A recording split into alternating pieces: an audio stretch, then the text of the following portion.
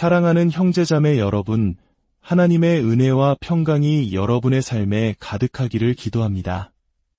오늘 우리는 신앙의 여정에서 가장 심오하고도 때로는 가장 어렵게 느껴지는 주제, 바로 마지막 때에 대한 이야기의 문을 열고자 합니다. 이 깊은 나눔을 시작하기에 앞서 여러분의 좋아요와 구독은 단순히 채널을 응원하는 것을 넘어 이 귀한 말씀을 더 많은 이들과 함께 나누는 거룩한 사역에 동참하는 길이 됩니다. 진리를 찾는 모든 분들에게 하나님의 크신 축복이 함께하기를 소망합니다. 자, 그럼 오늘 우리가 함께 탐험할 신학의 한 분야를 소개해 드리겠습니다. 바로 종말론입니다. 어떤 분들에게는 이 단어가 조금은 전문적이거나 생소하게 들릴 수도 있겠습니다. 하지만 종말론은 신학, 특히 조직신학에서 매우 중요한 위치를 차지하는 분야입니다. 헬라어에서 마지막을 의미하는 에스카토스와 말씀, 또는 학문을 의미하는 로고스가 합쳐진 이 단어는 문자 그대로 마지막 일들, 미래의 일들, 혹은 우리가 흔히 말하는 마지막 날들에 관한 가르침을 다룹니다. 종말론의 세계로 들어서는 것은 마치 미지의 대륙을 탐험하는 것처럼 흥미진진한 일입니다. 그러나 동시에 이곳은 기독교인들 사이에서 가장 의견 일치가 적은 영역이기도 합니다. 아마도 우리 기독교를 나누는 다른 모든 교리들을 합친 것보다도 이 종말론과 관련된 문제에 있어서 더 많은 이견과 논쟁이 존재할 것입니다. 바로 이 때문에 미래의 예언에 관한 성경의 가르침을 이해하려는 우리 시대의 노력 속에서 일종의 위기가 발생하기도 했습니다. 오늘부터 시작될 이 시리즈를 통해 종말론의 여러 쟁점들을 살펴볼 텐데 한 가지 미리 말씀드릴 점이 있습니다. 제가 앞으로 제시할 관점은 아마도 현재 복음주의권 내에서는 소수의 의견일 수 있습니다. 어쩌면 이야기를 듣고 계신 많은 분들, 아니 대부분의 분들에게는 처음 들어보는 생소한 견해일지도 모릅니다. 심지어 제가 취하는 몇몇 입장은 여러분에게 충격으로 다가올 수도 있습니다. 왜냐하면 종말론에 대한 저 자신의 생각 역시 과거로부터 많은 변화와 전환의 과정을 겪었기 때문입니다.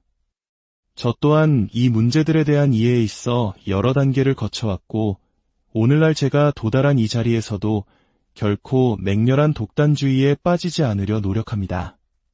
종말론이라는 주제 자체가 워낙 난해하고 복잡하기에 독단적인 태도는 매우 위험하기 때문입니다. 앞으로의 이야기는 예수님께서 말씀하신 마지막 날들, 그리고 그분이 언제 다시 오시리라고 하셨는지에 대한 질문을 중심으로 전개될 것입니다. 앞서 말씀드렸듯이 종말론은 신학의 다른 어떤 분야보다도 합의된 의견이 적습니다. 우리는 요한계시록에 예언된 천년왕국의 시기와 성격, 구약의 이스라엘과 신약의 교회의 관계, 그리고 적그리스도라 불리는 신비로운 인물의 정체에 대한 논쟁을 끊임없이 접합니다. 또한 휴거의 성격과 시점, 그리고 예수님의 재림과 휴거의 관계에 대한 질문들도 뜨거운 감자입니다. 이러한 문제들은 아마 우리 대부분에게 익숙한 쟁점들일 것입니다. 하지만 제가 오늘부터 이 시리즈 전체를 통해 집중적으로 조명하고 싶은 것은 복음주의 기독교계 내에서 종종 간과되거나 무시되어 온 또 다른, 그리고 훨씬 더 심각한 종말론의 위기입니다. 저는 위기야말로 미래 예언에 대한 우리의 이해와 관련하여 가장 중대한 위기라고 믿습니다. 그 위기는 바로 신뢰성의 문제입니다. 그리고 이 신뢰성의 문제는 두 가지 뚜렷한 대상과 관련이 있습니다. 첫째는 성경 그 자체의 신뢰성과 진실성에 관한 문제입니다. 잠시 후에 더 자세히 설명드리겠습니다.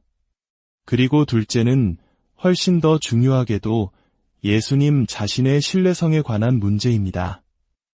바로 이것이 제가 마지막 일들에 대한 예수님의 가르침을 그토록 깊이 들여다보고자 하는 이유입니다.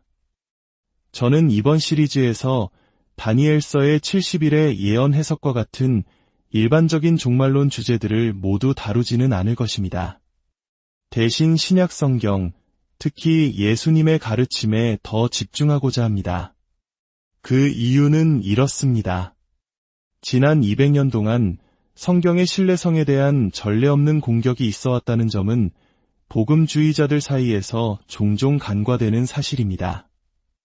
물론 계몽주의 이전에도 성경에 대한 비판이 전혀 없었던 것은 아닙니다.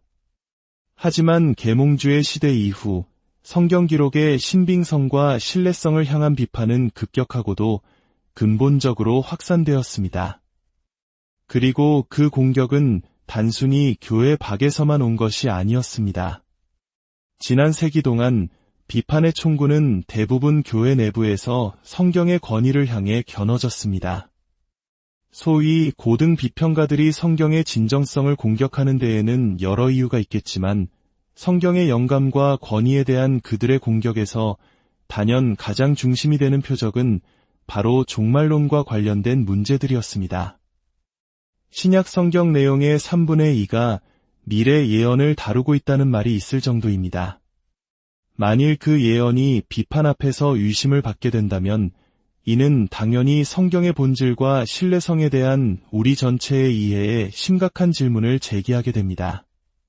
제 개인적인 경험을 잠시 나누자면 제가 신학교에 다닐 시절 그곳은 기독교 정통 신앙에 대한 열정으로 유명한 곳은 아니었습니다. 저는 그곳에서 성경에 관한 우리 시대의 가장 급진적인 이론들을 대부분 접했습니다.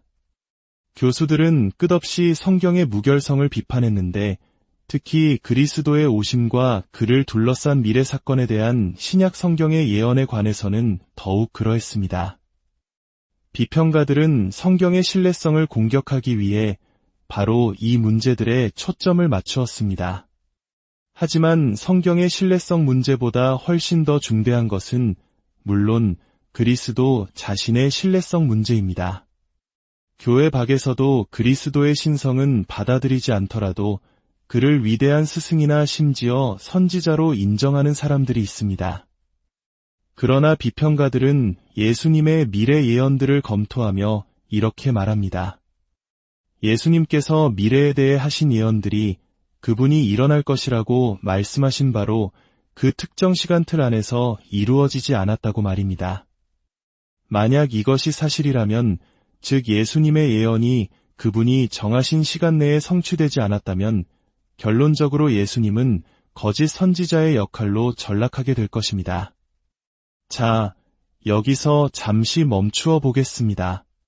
제가 신약의 예언이라는 문제에 접근하면서 가장 크게 우려하는 두 가지는 한편으로는 성경에 대한 비판적 공격에 대응하는 것이고 다른 한편으로는 예수님 자신의 가르침에 대한 공격에 대응하는 것입니다. 이 문제를 성서학자들 사이에서만 발견되는 것이 아니라 영국의 철학자 버트런드 레셀이 기독교를 향해 제기했던 유명한 비판 속에서 어떻게 요약되는지 한번 살펴보겠습니다. 러셀은 나는 왜 기독교인이 아닌가라는 작은 책을 출판했습니다.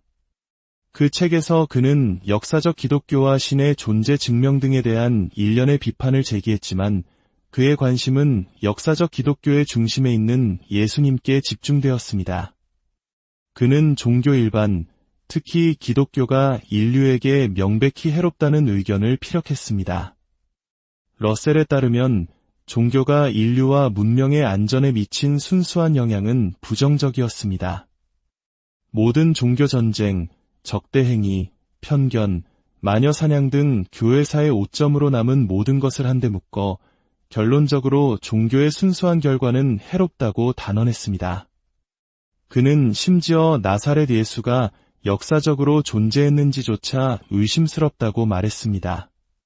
즉, 역사적 관점에서 러셀은 예수님이 실제로 살았는지에 대해 회의적이었습니다. 이런 견해는 그 혼자만의 것이 아닙니다. 특히 20세기에 역사적 예수를 찾으려는 다양한 시도들 속에서 예수님이 완전히 신화적이며 성경 저자들의 창작물일 뿐 시공간 속에 실존하지 않았다는 의문이 제기되어 왔습니다. 하지만 동시에 버트런드 러셀은 우리가 알 수 없다고 생각하는 실제 역사적 예수와 신약 성경, 특히 복음서에 제시된 예수 사이를 구분했습니다. 그는 예수님에 대해 몇 가지 좋은 평가를 하기도 했습니다. 그는 최소한 신약 성경에 나타난 예수의 도덕적 성품에 대해서는 어느 정도 존경심을 표했습니다. 이는 참으로 흥미로운 지점입니다. 기독교에 대한 가장 혹독한 비평가들조차 신약 성경에 나타난 예수님의 인격적 고결함을 공격하기는 어려워하기 때문입니다. 그러나 버트런드 러셀은 복음서의 그리스도가 높은 윤리적, 도덕적 성품을 보여주지만 그다지 위대한 지혜를 보여주지는 않는다고 말했습니다. 이 땅을 걸었던 가장 위대한 스승으로 여겨져 온 분이 버트런드 러셀에게는 특별히 지혜롭지 않다고 여겨졌다는 사실, 참으로 놀랍지 않습니까? 예수님의 지혜에 대한 그의 의문은 주로 미래에 대한 예수님의 가르침에 집중되었습니다. 버트런드 러셀의 말을 인용해 보겠습니다. 예수, 그는 분명 자신의 재림이 그 당시에 살고 있던 모든 사람들이 죽기 전에 영광의 구름을 타고 일어날 것이라고 생각했다. 다시 한번 들어보십시오. 예수, 그는 분명 자신의 재림이 그 당시에 살고 있던 모든 사람들이 죽기 전에 영광의 구름을 타고 일어날 것이라고 생각했다. 이것이 버트런드 러셀의 핵심 비판입니다. 그리고 덧붙이자면 이것이 지난 200년간 성서 비평가들과 신학자들이 제기해온 핵심 비판이기도 합니다. 즉, 예수님께서는 자신이 다시 오실 것, 나타나실 것, 즉 그분의 파루시아, 강림 또는 현현이 특정 시간틀 안에서 1세기를 넘지 않는, 그리고 그 예언을 하신 시점으로부터 40년 이내의 기간으로 제한된 시간 안에 일어날 것이라고 생각하고 가르쳤다는 것입니다. 대부분의 학자들이 이 지점에서 인용하는 세 가지 본문이 있습니다. 버트런드 러셀 역시 신약 성경을 비판하며 이 구절들을 언급했습니다. 첫째, 마태복음 10장 23절에서 예수님께서 제자들에게 하신 말씀입니다. 이스라엘의 모든 동네를 다 다니지 못하여서 인자가 오리라. 여기서 예수님은 제자들이 인자가 오기 전에 이스라엘의 모든 도시를 넘어선 선교 활동을 마치지 못할 것이라고 말씀하십니다. 여기서 인자는 명백히 예수님 자신이 가장 즐겨 사용하신 자기 지칭이며 자신에 대해 말씀하고 계신 것이 분명합니다. 초대 교회가 이스라엘 전역에 복음을 전파하는 사명을 완수하는데 얼마나 걸렸을까요? 1세기가 끝나기 훨씬 전이었습니다. 오늘날까지 그 사명이 완수되기를 기다릴 필요는 없었습니다. 예수님께서는 인자가 오기까지 이스라엘의 모든 동네를 다 다니지 못할 것이라는 시간적 틀을 제시하신 것입니다. 둘째, 여기 서 있는 사람 중에 죽기 전에 인자가 그 왕권을 가지고 오는 것을 볼 자들도 있느니라. 이 말씀은 마태복음 16장 28절에 나옵니다. 다시 예수님께서는 동시대 사람들, 즉 그분의 말씀을 듣기 위해 모여든 무리를 향해 말씀하고 계십니다. 그분은 너희 중 몇몇은 이라고 말씀하십니다. 우리에게 말씀하시는 것이 아니라 그분의 예언을 직접 듣고 있던 사람들에게 말씀하고 계신 것입니다. 너희 중 몇몇은 인자가 그의 나라에 임하는 것을 보기 전에는 죽음을 맛보지 아니하리라. 물론 우리는 나중에 이 구절을 다시 살펴보며 예수님께서 그의 나라에 임한다는 것이 무슨 의미인지 질문하게 될 것입니다. 그것이 그분의 재림을 의미하는 것일까요? 아니면 다른 사건을 지칭하는 것일까요? 이것이 우리가 탐구할 질문 중 하나입니다. 하지만 지금은 이 구절이 버트런드 러셀이 예수의 예언이 실패했다는 증거로 인용한 두 번째 본문이라는 점을 기억해 주십시오. 셋째, 아마도 모든 구절 중에서 가장 문제가 되며 우리가 이 시리즈에서 가장 심혈을 기울여 살펴볼 구절입니다. 마가복음 13장 30절에 나오는 말씀입니다. 예수님께서 영광 중에 오실 것에 대해 자세히 말씀하신 후 제자들에게 이렇게 선언하셨습니다. 이 세대가 지나가기 전에 이 일이 다 일어나리라. 이 세대가 지나가기 전에 이 모든 일이 성취되거나 일어나리라. 이 말씀을 어떻게 받아들여야 할까요? 복음주의 학자들이 이러한 시간적 언급들을 다루는 방식은 많은 경우 만족스럽지 못했으며 특히 비평가들을 만족시키지 못했습니다. 비평가들은 이 본문들에서 드러나는 예수님 말씀의 명백하고 분명한 의미는 그분이 한 세대, 즉 히브리적 관점에서 약 40년의 기간 내에 자신을 나타내시고 영광 중에 다시 오시려 했다는 것이라고 주장합니다. 이 세 가지 핵심 본문 외에도 러셀과 다른 비평가들은 초기 교회, 즉 사도 공동체와 바울 사도가 그리스도의 오심이 임박했다는 긴박감을 가지고 있었음을 보여주는 성경의 다른 많은 진술들을 지적합니다.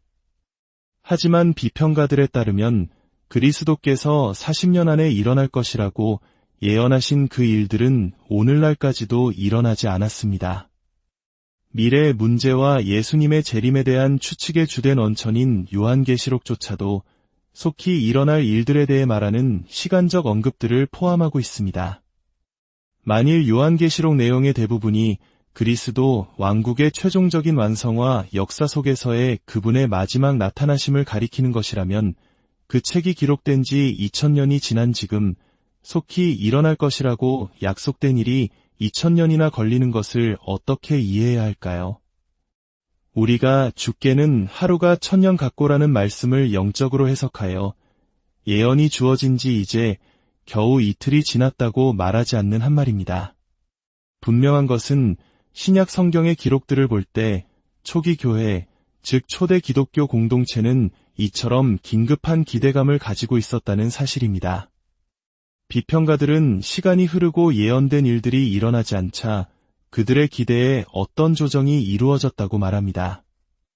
그래서 신약 성경의 후반부 책들로 갈수록 성취의 때가 오기까지 긴 시간의 간격을 둘 여지가 더 많이 남게 되었다고 주장합니다. 이것이 바로 우리가 앞으로 살펴보게 될 문제들입니다. 그러나 이 시리즈의 주된 관심사는 성경의 신뢰성과 우리 주님 자신의 신뢰성을 비판하는 데 사용되어 온 이러한 시간적 언급들을 우리가 어떻게 이해해야 하는가에 초점을 맞추는 것입니다. 우리는 이 어려운 질문들을 회피하지 않고 정면으로 마주할 것입니다. 이 여정을 통해 흔들리는 세상 속에서 변치 않는 진리의 말씀을 더욱 굳건히 붙드는 우리 모두가 되기를 소망합니다. 우리가 이 깊은 주제를 탐구하는 동안 성령께서 지혜와 통찰을 더하여 주시기를 간절히 기도합니다. 주님의 평안이 여러분 모두와 함께